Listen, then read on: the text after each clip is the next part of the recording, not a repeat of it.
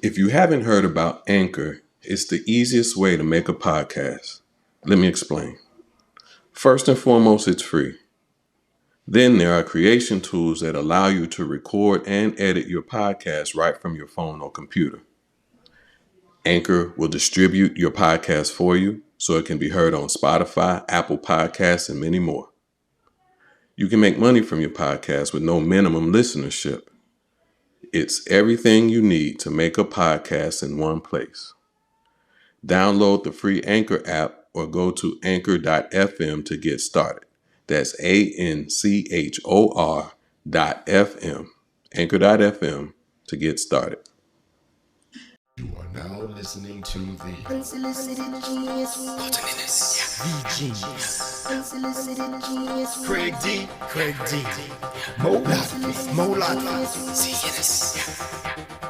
You are listening to Unsolicited genius. Unsolicited genius. The Genius. Unsolicited genius. Craig D. Molat. Unsolicited genius. You are listening to Unsolicited Genius. What's up, fellas? How everybody doing today? Well, how are you doing, my brother? Bless. Finishing one more trip around the sun, bro.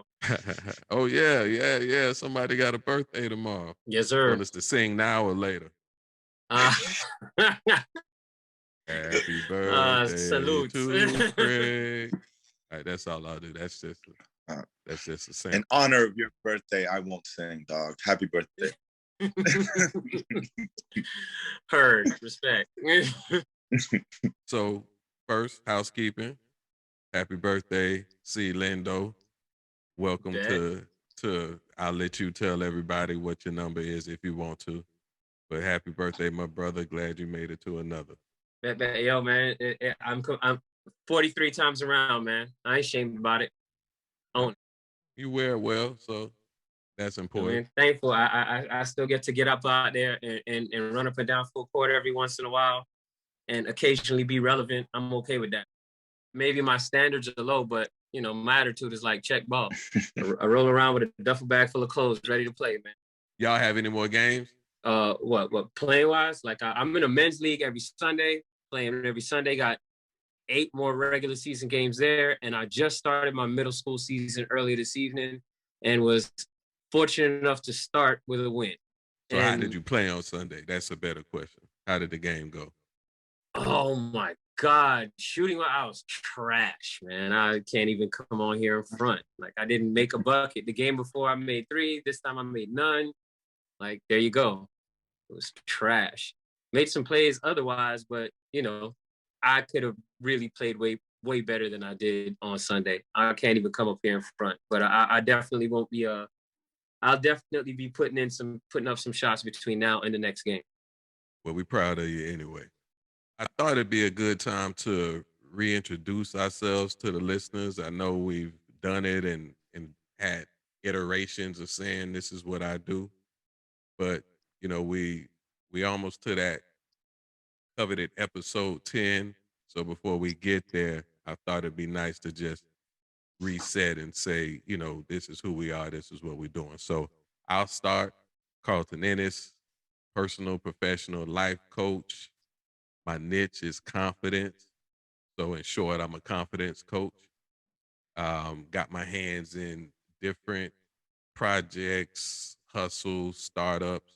In short, my mission is to elevate the consciousness of the world, one individual at a time.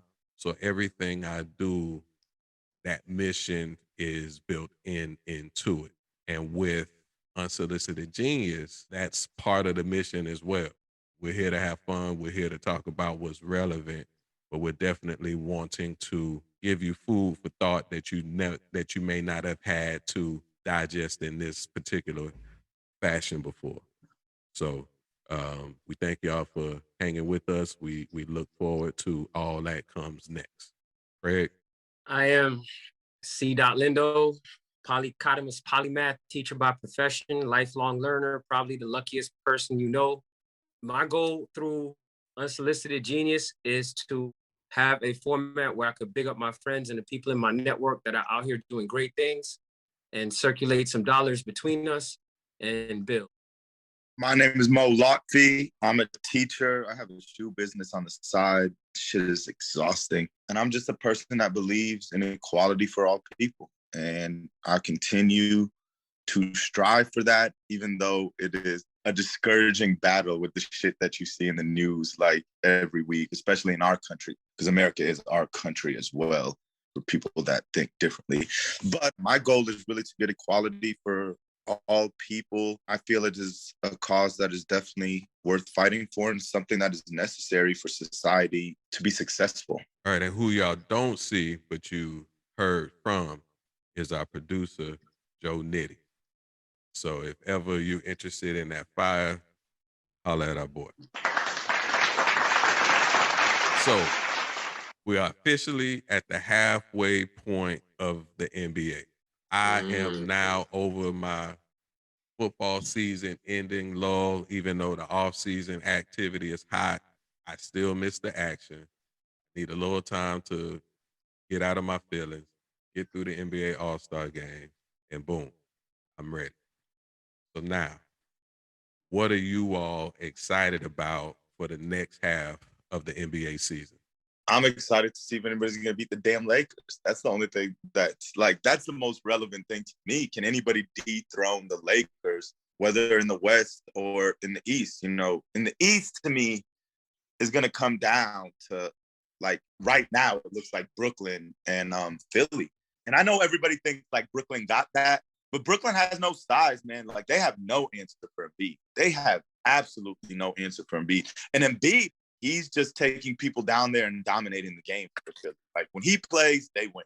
But in the same breath, you know, Brooklyn has been impressive.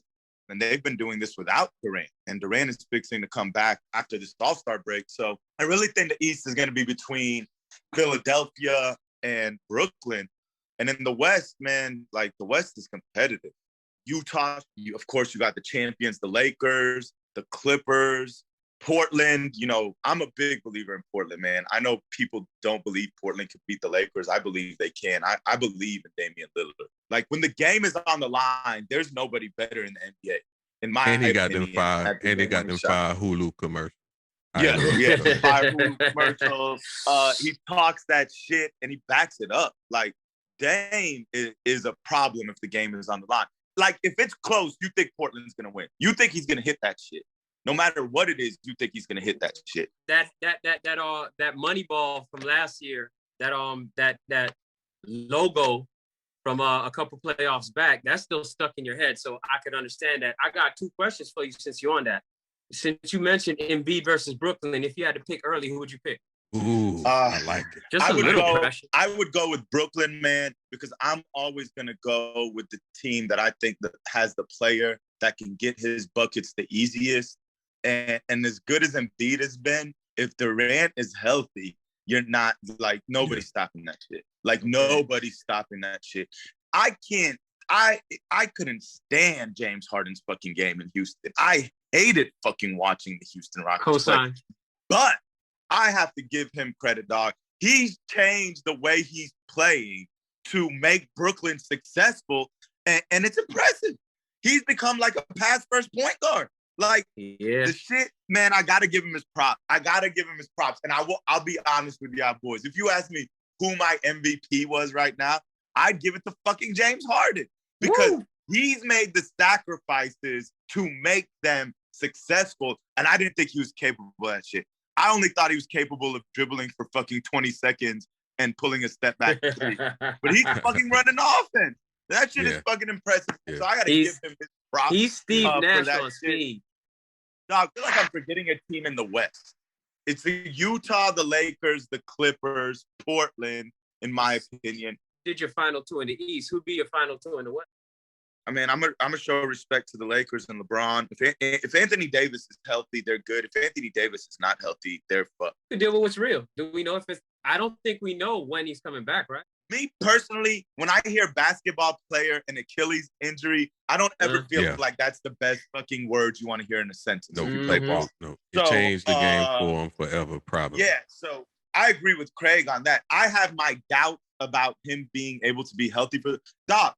Other than last year, let's be honest, he's fucking injury prone. He's fucking injury prone. Like he is an injury prone player, and now he has a fucking Achilles injury. You see the Lakers without him, like they suck. Like they fucking had like a 4 or 5 game losing streak. It's not because. So then Portland, Utah, then? Huh? No. Oh man, that would be crazy. But no, I'm gonna go with Anthony Davis is gonna play, man. So I'll say the Lakers. Okay. I do think Utah is better than people think, dog. I think Utah will probably be in the Western Conference Final because I think Utah would beat the Clippers. I want to believe in the Clippers so fucking bad, but it's too hard. Too hard to believe in the Clippers, dog. You could believe in Kawhi. My question mark about Utah for you is, do you think they got a bench that could do it in the playoffs? Because they're fine regular season. Do you think they come playoff time? Do you think their bench can do it? You and I both know in the history of the playoffs, all of these teams are about to shorten their bench and go to like an 8-man rotation. They have 8 players that can play. Yes. Like that's not Utah. The strongest bench matters. The difference for Utah this year is Conley. Like Conley's playing like Mike Conley. Like he struggled last year. Now he's playing like the player we've seen throughout his career. And you pair that with Mitchell and what Gobert gives you on defense and rolling to the rim. Conley, they got shooting. Conley made his first All-Star game, huh? I believe so. I'll fact check it for you right now. Craig, what do you think, man? Who do you got? I admit, I try to deflect on you because I've been waffling. Like I'll watch one game and get hype on this and get watching it because I too was on the Embiid in Brooklyn collision course, Philly Brooklyn collision course. But then I realized that favors Brooklyn. Even though I think Brooklyn might not have a deep bench in theory, man, I think they have enough firepower straight up and if they push tempo against Embiid, he can't sustain in a tempo game against all that firepower. You know what I'm saying? I just don't see that working. One advantage though, Craig, that I will give Philly, like when they if they do run up on Brooklyn, they have the best player in the world to guard Durant in Simmons. Like Simmons can match his length and he can match his movement. He's not going to stop him, but there's nobody to me that's better equipped to guard him than Simmons. So you need Simmons to do his thing. And dog, they can't score in the paint. Like they can't score in the paint. You have to make them a jump shooting team. And I'm going to tell you why I'm okay with that matchup. Because think about it. I mean, everybody else on the court isn't. So the minute we go off of a screen, I have an instant mismatch and it's chaos all over again. And where do you cheat from after that to help? The biggest mismatch in the series would be whoever's guarding Embiid because he's going to eat their fucking lunch. Well, I'm not this. Okay, one in the half-court game. I'm talking on the other side of the ball when Brooklyn has the ball, right? Simmons covering him is the best matchup. When that screen is set, everything else is probably a mismatch. But see, Doc, Brooklyn's going to run a lot of screens with Durant, with Harden. So if you switch, at least Simmons is still guarding one of their better players. They have a chance is all I'm saying. I'm not they got a chance, but they have a chance. A worse player is guarding Durant. A player that's less equipped is now guarding Durant, which, you know. I mean, he's just a problem for anybody. Like, That's why I'm picking Brooklyn. But Philly has a chance. Conley was a first-time All-Star, Carlton. I don't know. I don't think our underdog is shaking. Has shown itself yet. I want to go for Thibodeau and what he's doing, but it's still I still gotta wait before with the fucking Knicks. Are you talking about the Knicks? I dislike Thibodeau. I like defensive-minded coaches. It has nothing to do with the Knicks. My insert into the convo is I'm excited to see what the other teams do. Right. So we know the Lakers. We got Utah. We got Philly. You know, Brooklyn, Philly, but the 3, we left 4, the 5, team 6, out though. 7, we left 8. the team out. Who? Dog, we're not talking about them, but they have my second MVP candidate, dog, the Phoenix Suns. They're number 2 in the West. The Phoenix Suns are number 2 in the West. And the biggest difference is they've added Chris fucking Paul, and he's out there balling. Like, he achieved. Dog, he's man. fucking ageless. He's old as hell, and he's out there, dog, and he plays this game at this. He's not turning 43 tomorrow, so he still got some more tread in his leg. Oh yeah, I mean he's not fucking Craig or no shit like that, but he's still fucking old. Like Craig is like wow, like 43. Jesus, wow. Like, but Chris Paul, dog, he dunked in the All-Star game. He dunked. You saw that? Yeah, Craig I'm is not doing talking that. about his warm up and check ball. Chris Paul is still dunking. Yeah. Yeah, you're right. You're right. I'm not. I can't say. Dog, Chris Paul is playing amazing, and they paired him with Booker and Anton, and dog, Phoenix is number 2 in the West. The problem is, like, I forgot about them because I don't think they're gonna win the West. Like, I don't think for some reason it feels like they're too young now to win the West, even with Chris Paul. Right, and for me, that's what I want to see play out. Are the Knicks really for real? Can the Heat recapture their bubble magic? Is Phoenix really gonna show it? Because they was hot last year, how things planned out. But let's see if Phoenix can do it. Let's see if Dame can really kill these boys. But to y'all points, I think it's a race between the Lakers, if AD healthy, and what Brooklyn do. I say race, but that's the race to the Lakers versus Brooklyn in the final. So NFL offseason.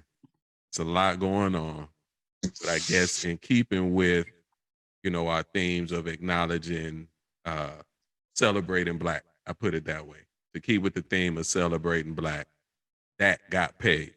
I hate the Cowboys. Dak raped the Cowboys. I'm so happy for that because he absolutely raped the Cowboys on this deal, dog. Like, did you see the shit he got in this deal?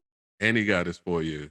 Dog, he's going to get like $77 million this year. Year one, guaranteed. Yeah, I thought I heard 75. I knew it was up there. Something like that. And then in 4 years, he becomes a free agent at 31, and they can't franchise tag him. Dog, when have you ever seen a quarterback at 31 in his prime become a free agent with the team doesn't have the ability to franchise tag? After year 2, if he's playing well, they're going to have to renegotiate with him, or they're going to lose him. Or they're gonna have to trade him.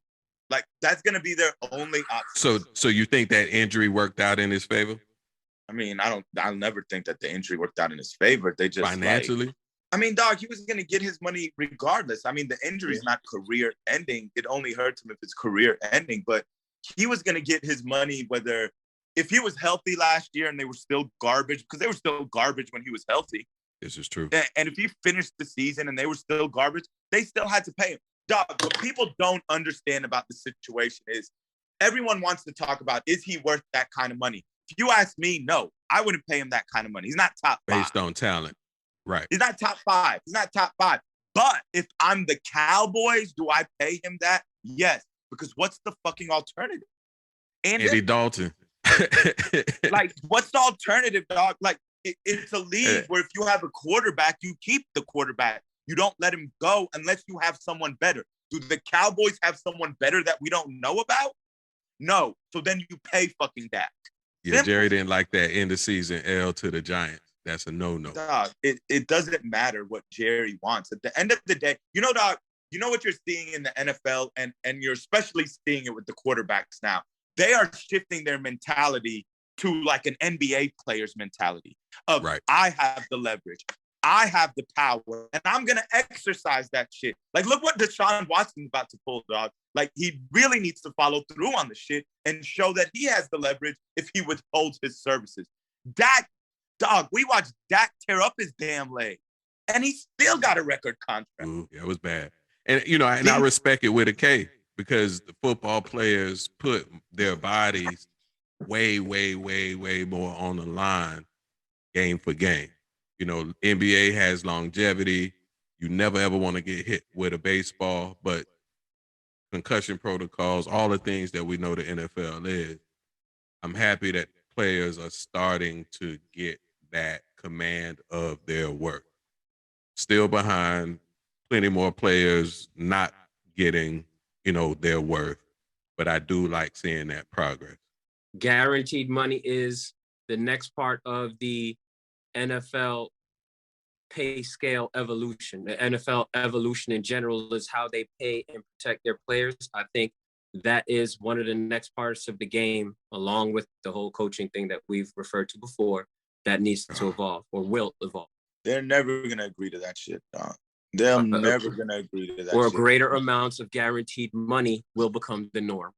I mean, that's something happened, but for them to guarantee their contracts, they're just never gonna agree to that shit.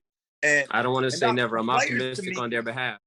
The players, to me, the one thing that I think they should really fight for, dog, that they don't fight for hard enough. Like Carlton said, they risk their bodies, their minds. They put it on the line every time they line. When you get a concussion, like that shit is fucking serious. If you get multiple concussions, you're risking your future.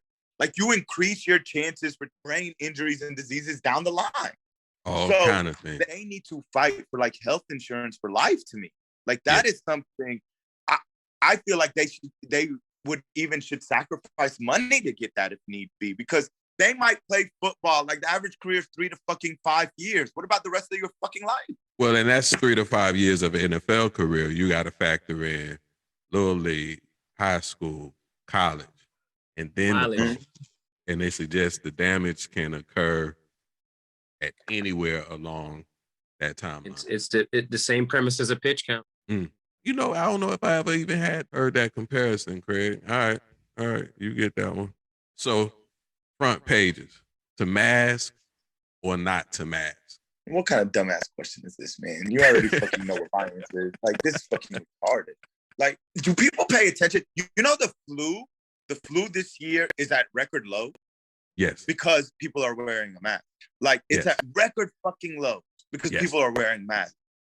This also makes you wonder how fucking filthy we were before this shit. I won't call it a statistic, but there was a study done, and it showed that the nastiest thing that you might be able to touch during the day is a male's hand, because they know washy they handsy after they do thingsies that you should washy your handsies after. So he's if you talking have about like a business meeting, correct. If you have a business meeting and you rub your eye afterward, that's not dust. That gave you pink eye. So like some dude might have whacked off, not washed his hands, then you shake his hand. On the lunch break. Oh man. So yes, prior to COVID, we were some nasty mofos. That's hilarious, man. Nah, even if your government is dumb enough, please, people, even if your legislators are dumb enough to lift the mask mandate, wear your mask. Do it for your fellow Americans. People always talk about patriotism, but in a situation where you could sacrifice and do something that is the norm. Like, dog, I go out, I wear my mask, it's a pain in the fucking ass. But I do it because I don't want my loved ones to get coronavirus. I don't want people to die. I don't want it to spread. Why can't we get behind that? This shit makes no sense to me. And these government officials that are making these decisions, man, they're so full of shit. Like the governor in Texas, to me, he clearly does this, Carlton, because he wants to be like, oh, forget about how I had you freezing to death in your fucking apartment with no power for weeks. Go out and have fun and think about who let you have fun. It was me. I let you have fun. I lifted all these sanctions. It's just a fucking distraction, but it shows you how much of a piece of shit he is because he doesn't care if people die. Well, you know, he knows his constituents because there's people, today was the day that you no longer had to wear masks in Texas. Today was the You Free Day. And people celebrated. People was at the bars, elbow to elbow, brewed up, drank up, happy that they don't have to wear masks. And so if you got a bunch of people that vote for you that feel this strongly about masks, the story that he's going to tell himself is he's doing what his people want him to do. It just so happens I'm also one of those people that vote here, and I ain't with it. I'll be wearing a mask, vaccine, no vaccine. I'll be wearing a mask until a higher authority says it's okay not to. And for me, is it inconvenient? Yeah, more so than not having to ever wear a mask. But if you pick the right one, you could be stylish with it. So it's all good for me. I'll ride the mask out as long as higher authority suggests that we should wear a mask. I mean, Austin, Texas. Austin, Texas is still requiring people to wear their masks. And you know what the attorney general threatens to do? He threatens to sue them. He threatens to sue them and quote, he goes, city county leaders must not be thinking clearly. This is Attorney General Paxton of Texas. Maybe it's oxygen deprivation from quintuple masking. Whatever the case, they've tried this before. They lost. Travis County and Austin have a few hours to comply with state law or I'll sue them. Like, what the fuck is he talking about? Sounds like the same old, more the same. Yeah, it sounds like a good old horse manure that he's spewing. Man, he is a fucking corrupt government official. I mean, people, if you haven't had a chance, please look up Attorney General Paxton. He is a piece of shit human being that shouldn't be in his position to begin with. And now he's just playing politics with people's fucking lives. Well, he ain't the only one. He is not the only one. Well, he's the fucking one feeling my wrath for that shit right now. You know what? When you talk about playing politics, something came up that I hadn't quite resonated with me before. So follow with me for a second. So we know there's debates, votings about raising minimum wage, and there's strong opposition to not raising minimum wage. If you're an employee for McDonald's, because of minimum wage, you are also on, or you're also in government assistance program. Okay. So McDonald's doesn't have to pay you. So they save that buck. You go make up for the bucks you don't get from McDonald's by the government. The government is the one that has the option to raise minimum wage, and they're opting not to. And so ultimately what the government is doing is subsidizing McDonald's and the other businesses like it operation. Hadn't thought about that. But that is also how the politics game is being played. But Doc, the minimum wage, when you think about it, right? Who wouldn't be in favor of the minimum wage increase? Only corporations. Mm-hmm. Only corporations. Because the average everyday Joe like yourself and I that go to fucking work, we don't care. Increase the minimum wage, of course. Right. And the fucking reason that it doesn't happen is because these corporations have lobbyists that put millions of dollars in these politicians' pockets. And these politicians say, and they say, we're doing this for the people because if we made these corporations pay this minimum wage, they're going to have to lay people off. Bullshit. They're just not going to make as much profit. It's such bullshit. Like, they're so not for the people in all their actions, man. And I agree with people like Bernie Sanders. Joe Biden needs to get that shit fucking done. Like, I don't understand what the holdup fucking is here. This is something that would benefit society, and it needs to happen. What is the problem? We are the richest country in the world. That we are. But people shouldn't make more than $7 fucking an hour.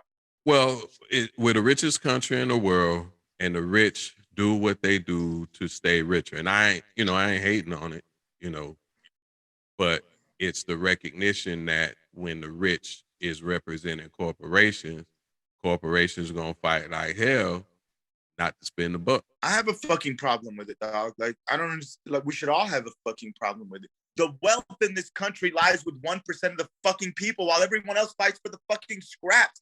That is not reasonable, dog. That is not reasonable, Carlton. Like, these corporations like McDonald's, they make billions of dollars and they pay the people that give them the labor $7 a fucking hour.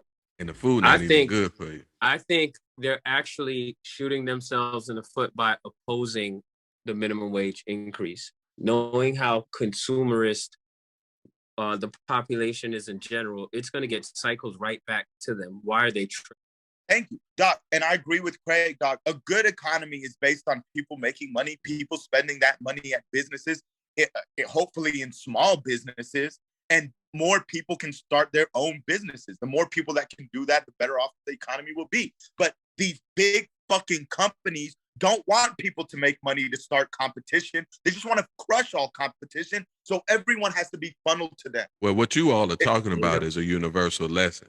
We all operate as if the pie is limited, but in reality, the pie is unlimited. And if your others win, you win. And so it's a matter of finding that win-win and connecting on it. But there is a way for all of us to thrive together in unity, free of racism, free of sexism, free of all them isms. But again, that's the optimism that I suffer from. I don't think you're suffering. Sound pretty happy to me, brother. Yeah, well, it's an ism. Yeah. The side effects is you smile more. Yeah. I mean, dog, that is what we should definitely strive for, and I believe in that. But the reality of our situation, unfortunately, is we are very fucking far away from that. Like, we are unbelievably far away. Dog, you said sexist. Think about who. Did you guys ever see the picture of who was deciding what women should do with their bodies in terms of abortion? Yeah. Have you seen that picture? It's 30 fucking white men. Man. How the fuck do they know what a woman should do with their fucking body? You want to talk about sexism? Like, that's unreal.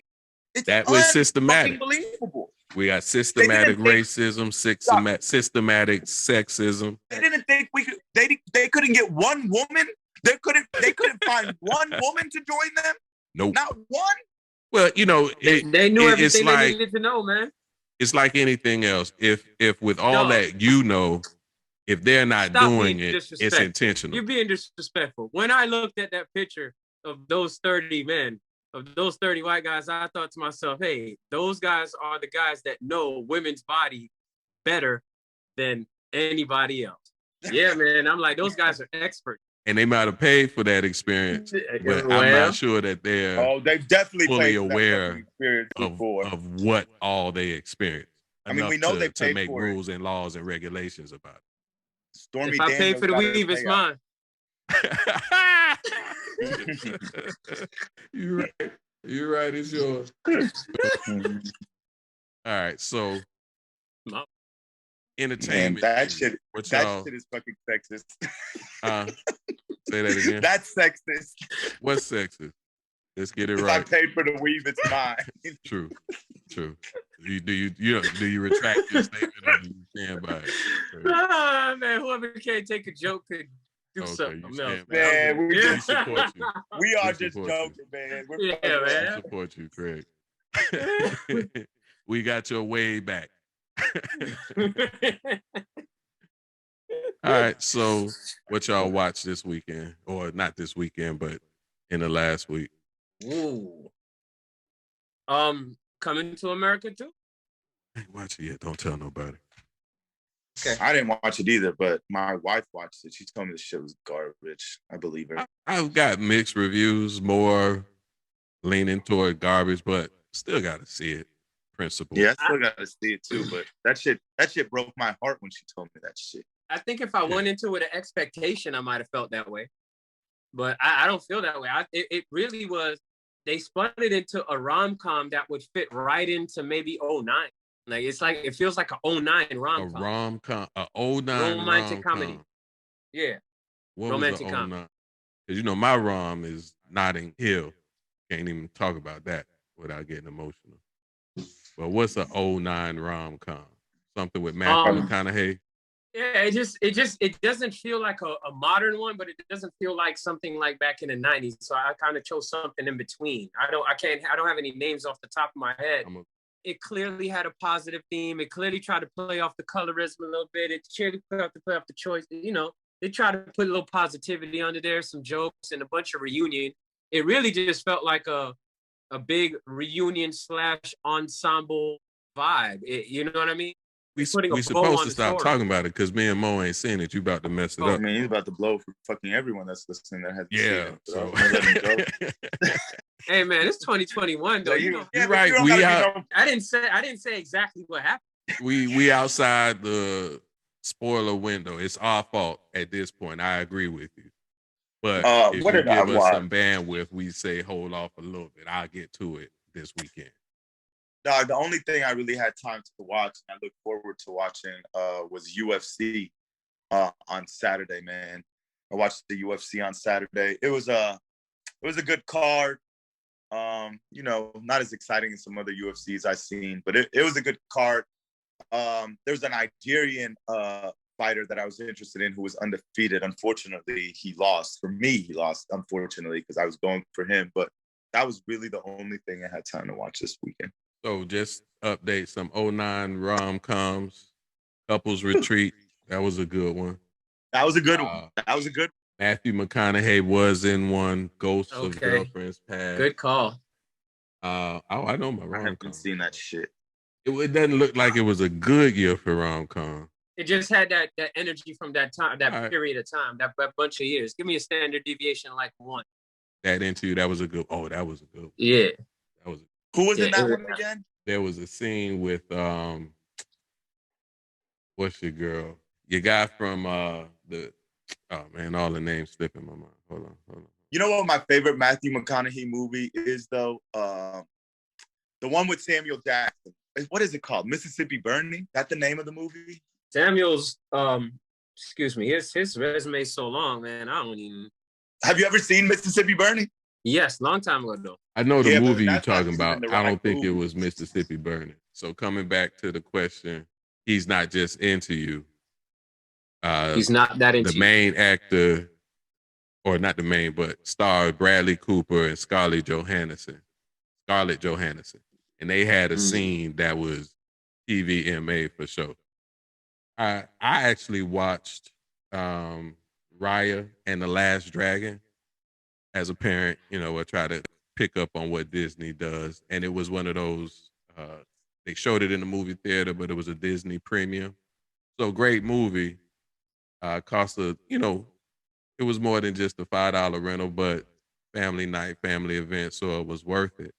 But it made me wonder if the movie theater post-pandemic is dead, because we can get all the access to everything at home. Not to me, man. I love going to the movies. I'll always love going to the movies. It's one of the things I miss the most about the pandemic is going to the movie. There's just something to me about going to the movie theater and watching a movie. Like, I sneak all my food in, my candy, my soft drink. The only thing I won't sneak in is the popcorn. I hope I gotta y'all buy listening. the popcorn. I absolutely love going to the movies, and man, I can't wait to get back to it, to be honest with you. I think it's going to evolve too. I mean, I don't necessarily miss it like that. I'm one of the people. I like the convenience, and because I think a lot of that is overcharged anyway, and out of convenience. And like the movie theaters I had started to grow towards in the latter years were the ones where I could sit down and get served my food while I watched the movie anyway. We had a couple of those that popped up, so I started enjoying those. But outside of that, unless you're gonna evolve the experience in that kind of direction, add to the experience. Yeah, I can't even do it if it's not there in the theater no more. I remember when I first went, I was annoyed at all the activity while I was watching the movie. But to have my drink, be able to get refills, have some chicken wings with my popcorn, I can't even look back. So I do too. I miss the movie theater. The one big spot here in Austin is Alamo. I think they're across the nation, but it's a stalwart here in Austin, and they filed for bankruptcy. They didn't close, but man, I hope they're around when we get on the other side of this thing. What y'all listen to? Nipsey Hussle the Great, man. I love Nipsey Hussle. Sad that he was taken at such a young age, but that's what I was listening to, man. Victory Lap by Nipsey Hussle. It's a great album. I should check it out if you haven't already. 2 songs been getting heavy rotations for me just because of the flows involved. And that would be the Lemon Pepper freestyle on that most recent Drake. I mean, the other 2 tracks are cool too, but like My Speed, there's maybe not necessarily content, but the wordplay and all that, like on the Lemon Pepper freestyle. And also that kind of took me back to 16 Ain't Enough with Rick Ross and Andre 3000. That slaps. It slaps in every category. Mathematically, the arrangement, like it's just a go-to. That dude never fucking loses on the track, man. Andre 3000 will eat your fucking lunch on the track. Like, if you get on the track with him, just prepare to get smoked. Man, This shit is gonna be fucking where memorable. he killed it was that Walk It Out remix. Oh my God, he embarrassed him on that song. Oh my God. And then the book end was Big Boy. It's like, man, get off the song. Dog, Andre 3000 took their same hook on that song and made it a million times better when he flipped it. A million times better. And you know, all stories point to him being a nice guy, so he's not a rap murderer on the surface. But man, oh man, oh man. This is a conversation that me, Carlton, Joe Nitty, and our other homeboy had one time. And we came to the conclusion that, like, Doc, Big Boy is one of the greatest rappers ever. Like, Big Boy from Outkast. He's like top 30, top. Yeah. He maybe even 20 rapper. Top 30. Oh, man. God, but we couldn't think of a song where he bested Andre 3000. Like, we couldn't think of a song, and we're all like avid Outkast listeners. And as good as Big Boy was, it feels like Andre just always won. I'll bring one back next week. I'll bring a couple options for debate. Even sounded like it's not like Ross's verse was a slouch verse. No, it's not. That's what I'm telling you. It's not like the verses they're going against are bad. It's just he's that good to me. He's just that good. You know what I think helps? The delivery. It's so casual and it seems so natural. And the delivery seems so natural and elegant at the same time. Like, that delivery is just... And he has so many flows. And like you said, it just seems like so smooth, so natural. They all seem like a natural tongue. And the shit he's saying is just fucking out of this world, dog. Like, the shit he's saying out like an usher. I listened to Watch the Throne, Jay-Z, Kanye. And love it. Great album. I won't give it classic. But must be crazy. Wow. You lost your mind. We come back to it. There's some questionable moments for me. Y'all wanted a classic, you got it. But for me, I'd have to talk through it. But okay. Negroes in Paris. Let me tell you something. That song is one of the greatest songs I've ever experienced. Lyrically, it don't take you no place, but the energy, the arrogance, the beat, and one of the best experiences in my life was their concert. I saw it in Houston. They gave us the 7 times around. I know some places they did it back-to-back 11 times, back-to-back 2 times, but just the energy that song generates, I don't know that there's too many like it in the hip-hop game. No, I love that song, though. I love that album. The song is just crunk, man. The song is just fucking crunk. Like, man, I can't stand Kanye West. But when it comes to fucking music, he is a musical genius. Like, I don't take that shit away from him. Just as a person, he's fucking deplorable. He's a deplorable fucking person. D word. But he is a musical genius.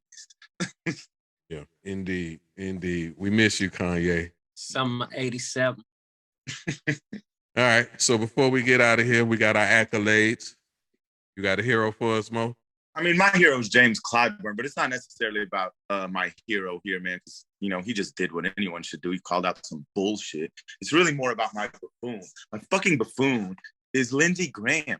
Lindsey Graham, in this relief bill that Biden is about to pass, it is going to give Black farmers, it is going to pay up to 125% of farmers that have been disadvantaged, that are people of color, ethnicity, et cetera, et cetera. And Lindsey Graham's reply to this is that this is a form of reparations. I think it's insulting. Because only 45,508 Black farmers.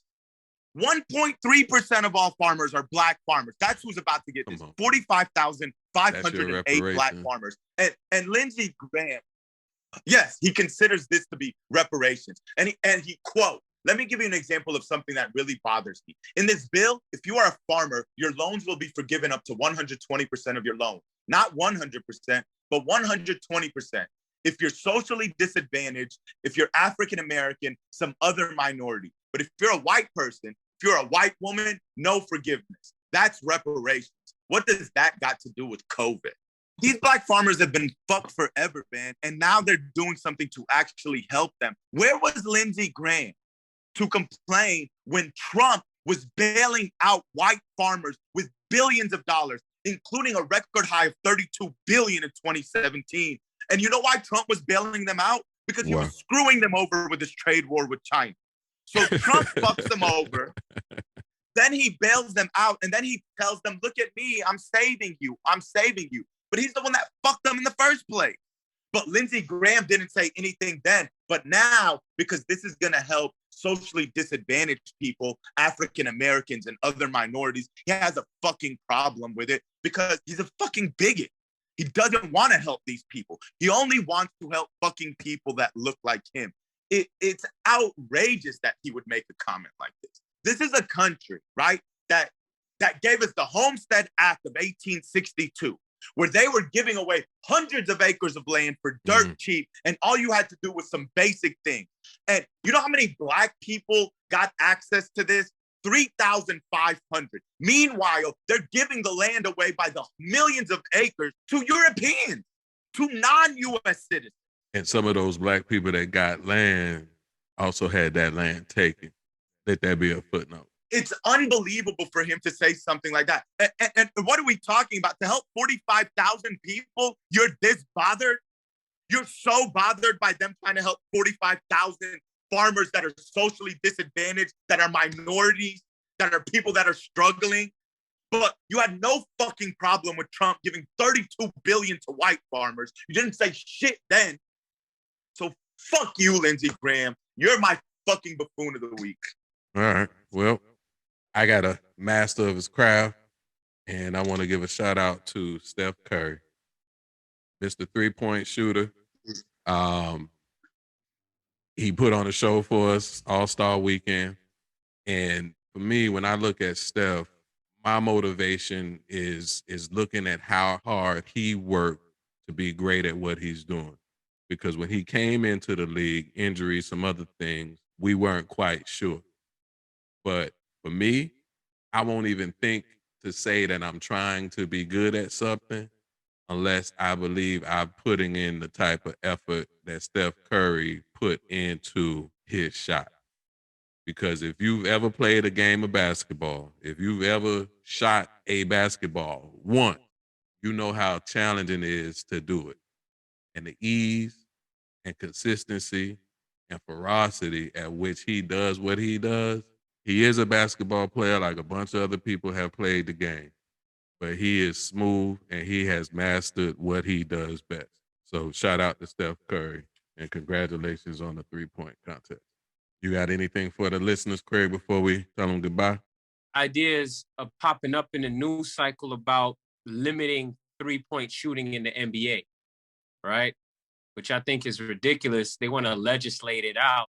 Like in terms of different suggestions include, maybe limiting the amount they might take in a game and things like that. I think that's a really bad idea. I think it'll mess up the evolution of the game. I think more shooters are coming. The next evolution is defense got to step up. That's going to involve ball handling and schemes. Just because the old schemes don't work as easily, they got to evolve too. I think legislating it out is a really bad idea. I would agree. 3 points or more than 2 points, it shifts the trajectory of the game. But step your game up. Learn how to defend it and or get you a player that know how to do it. All right. Well, good show, good convo. And to our listeners, thank you for joining us. And to wherever you are, we say good night, good evening, good afternoon, good morning, and we'll holler at you next time. Unsolicited genius. You are listening to Unsolicited Genius.